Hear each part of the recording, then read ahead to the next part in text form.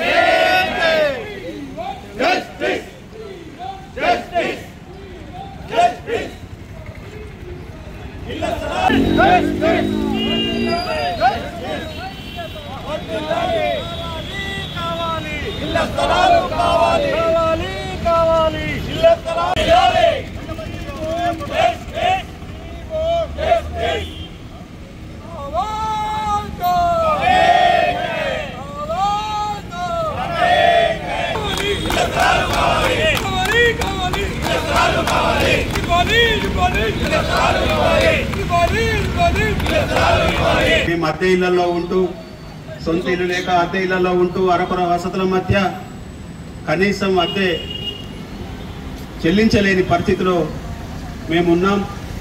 పాత్రికేయ వృత్తిని నమ్ముకొని ప్రజాసేవే లక్ష్యంగా ఈ రంగంలోకి వచ్చిన మేము గత 30 ఏళ్లుగా మాకు రావాల్సిన హక్కులు రాక దుర్భరమైన పరిస్థితిని ఎదుర్కొంటున్నాం। ఇక ఇస్తారు, రేపిస్తారు, మాపిస్తారని చెప్పేసి వేచి చూసి ఇక గత్యంతరం లేక ఇళ్ల స్థలాల సాధన కోసం గత 15 రోజులుగా మేము ఆందోళన బాట పట్టి కొంతమంది మాట్లాడుతుంటారు, జర్నలిస్టులకు వాళ్ళకేంది తెల్ల బట్టలు మంచి విలువ అనుకుంటారు। అయ్యా, మా తెల్ల బట్టల వెనుక మా బాధ ఏందో ఒకసారి మీకు చూపించాలని ఈరోజు అర్ధనగ్న ప్రదర్శన కార్యక్రమాన్ని ఏర్పాటు చేసుకున్నాం। ఇక మీరు అట్లనే కూర్చొని మేము ఇట్లనే చూస్తాం భాగవతాన్ని అన్నట్లుగా మీరు వ్యవహరిస్తే మా కార్యక్రమాలను ఉధృతం చేస్తాం। రోజుకో కార్యక్రమం చొప్పున గల్లీ నుంచి ఢిల్లీ దాకా మా ఉద్యమం తెలిసేలా వినూత్న రీతిలో ఈ రాజకీయ నేతలు, ఈ అధికారులు, ఈ ప్రభుత్వాల తీరును ఎండగడతాం। మా బాధ ఏందో మేము ప్రజలకు చెప్పుకుంటాం, ప్రజా సంఘాలను కూడగడతాం। రోజుకో కార్యక్రమం చొప్పున మేము ఆందోళన బాట ఉధృతం చేస్తాం। ఇప్పటికైనా ప్రజాప్రతినిధులారా మా పరిస్థితిని అర్థం చేసుకోండి, ఈ విషయాన్ని ఇక్కడితో సద్దుమణిగేలా చూడండి। ఇంతింత వరుడింతే అన్నట్లు మేము తలుచుకుంటే ఇప్పుడు ఈ రోజు ఓన్లీ జగిత్యాల పాత్రికేయులమే ఈ నిరసన దీక్షలో కూర్చున్నాం।